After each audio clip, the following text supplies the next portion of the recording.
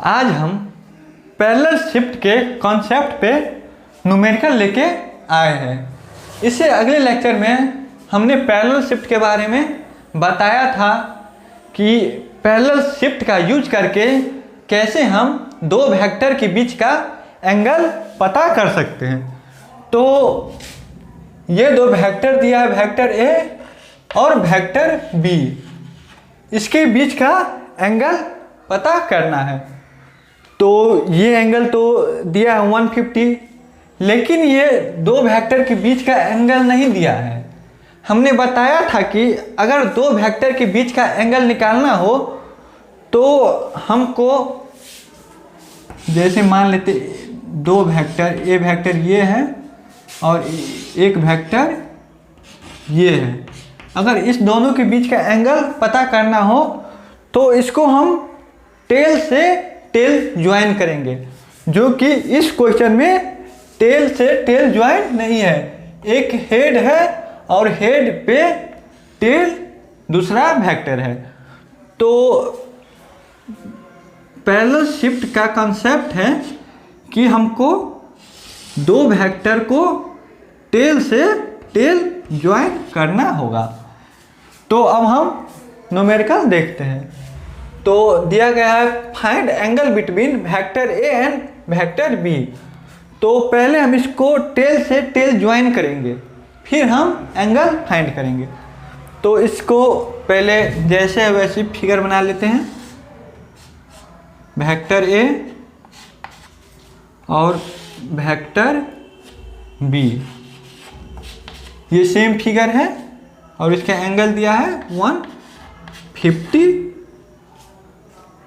तो इसको टेल से टेल ज्वाइन कैसे करेंगे?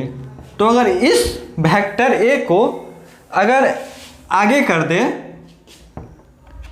पैरेलल शिफ्ट कर दे आगे, तो ये वेक्टर ए मान लेते, क्योंकि पैरेलल शिफ्ट करने से उसका मैग्नीट्यूड चेंज नहीं होता है। तो ये वेक्टर ए हो गया और ये टेल से टेल ज्वाइन हो गया। तो इसका एंगल क्या होगा? तो हमको पता है कि ये एंगल दोनों मिला के 180 हो जाएगा। तो 180 में अगर 150 को माइनस कर दे तो इसका एंगल आ जाएगा 30 डिग्री। इसको फिर से, अगर इसको फिर से बनाना चाहें तो बना सकते हैं टेल से टेल ज्वाइन करके। तो ये हो गया वेक्टर ए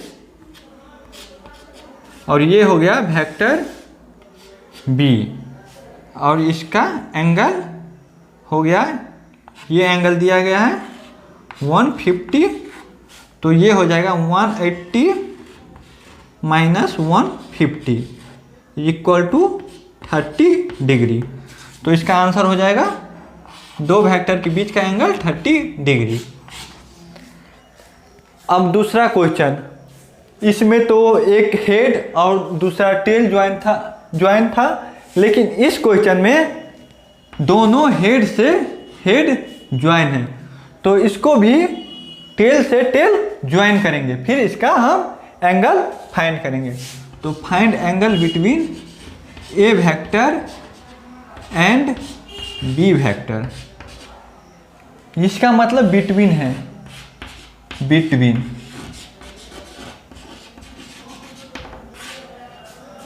तो अब इसका हम एंगल पता करते हैं। तो ये हो गया वेक्टर ए। अगर इस वेक्टर को शिफ्ट करें तो ये हो जाएगा, अगर इसको ऐसे शिफ्ट करें टेल से टेल लाने के लिए, तो यहाँ पे हम इसको उठा के इसके इस पोजीशन पे रख देंगे तो ये पैरेलली शिफ्ट हो जाएगा। तो जैसे इसको बी वेक्टर,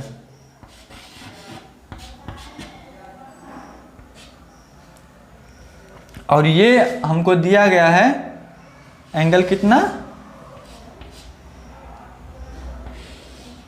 110 डिग्री। अगर इस पे अगर बनाएं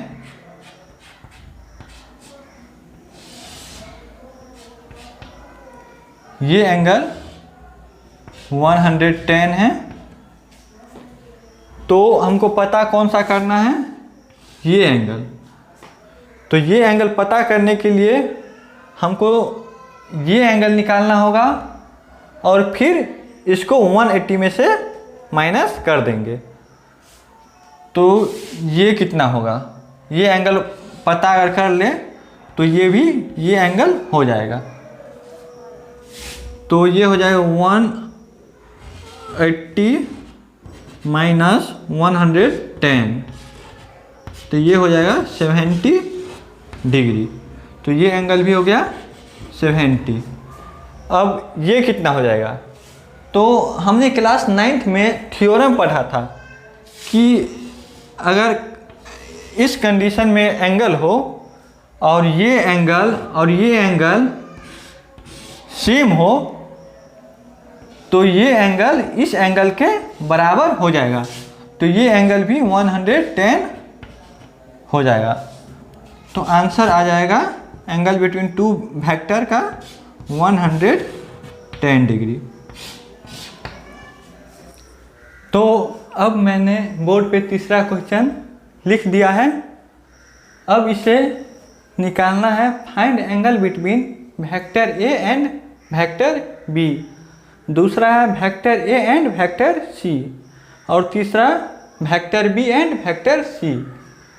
तो क्वेश्चन लेंदी लग रहा है, लेकिन जिस कंसेप्ट से हम वो दो क्वेश्चन बनाए हैं उसी कंसेप्ट से ये भी क्वेश्चन बनाएंगे, बिल्कुल इजी तरीका से आंसर आ जाएगा। तो देखते हैं, पहला है find angle between vector A and vector B. तो हमें करना क्या है, इस एक्सिस में से वेक्टर ए और वेक्टर बी को अलग कर देना है और उसके बाद हमको टेल से टेल ज्वाइन करेंगे और फिर दोनों के बीच का एंगल पता करेंगे। तो इस वेक्टर ए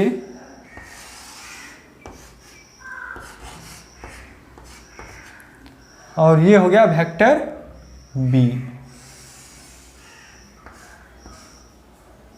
तो ये एंगल कितना है, तो ये एंगल यहाँ से पता कर लेते हैं। यही एंगल हो जाएगा, पूरा टोटल अगर कर दे तो ये एंगल हो जाएगा। ये वेक्टर बी है। तो ये एंगल क्या है, तो ये 90 है, इतना 90 है। अगर 90 में 30 माइनस कर दे इस एंगल को तो ये एंगल निकल जाएगा। तो अगर दोनों को ऐड करें तो हो जाता 120। तो ये एंगल हो गया 120। अब इसको हम पैरेलली शिफ्ट करेंगे टेल से टेल। तो इस वेक्टर को अगर सेम डायरेक्शन में कर दे जैसे कि पिछला क्वेश्चन में किया है, तो ये एंगल हमको निकालना है। तो ये टोटल हो गया 180। अगर इसमें से हमको 120 माइनस कर देंगे तो ये एंगल पता हो जाएगा। 180 माइनस 120, तो ये एंगल हो गया 60। तो पहला का आंसर पता कर लिया कि एंगल 60 होगा। एक कंफ्यूजन है, अगर इस दोनों एंगल को अलग लिख के देखते हैं। ये वेक्टर ए हो गया और ये वेक्टर बी हो गया। हमने टेल से टेल ज्वाइन कर दिया और बात ये आता है कि हमको ये एंगल पता करना है या ये एंगल। तो वेक्टर का जब भी हमको एंगल निकालना हो तो जो एंगल छोटा हो वो एंगल हम निकाल लेंगे। तो इस एंगल में और इस एंगल में ये एंगल छोटा है, इसीलिए हम ये एंगल यहाँ पे निकाल दिए, ये एंगल नहीं निकाले हैं।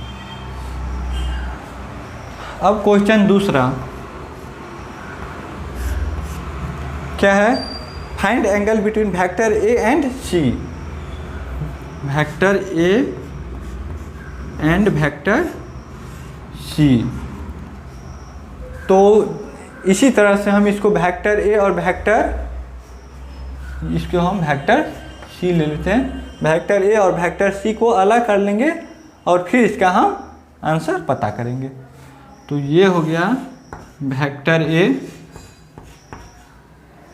और ये हो गया वेक्टर सी। अब ये हो गया वेक्टर ए और ये हो गया वेक्टर सी। तो ये एंगल हमको पता करना है। ये टेल से टेल ज्वाइन ही है, इसमें हमको कोई शिफ्ट नहीं करना है क्योंकि ये टेल से टेल ज्वाइन है। और हमको ये एंगल निकालना है, ये एंगल हमको नहीं निकालना है क्योंकि जो एंगल छोटा होता है वही एंगल हमको फाइंड करना होता है। तो ये एंगल पता करते हैं। ये एंगल हो गया 45 और ये एंगल है 90। तो 90 में से 45 अगर माइनस कर दे तो ये एंगल हो जाएगा 45 और इस दोनों को ऐड करें तो एंगल हो जाएगा 75।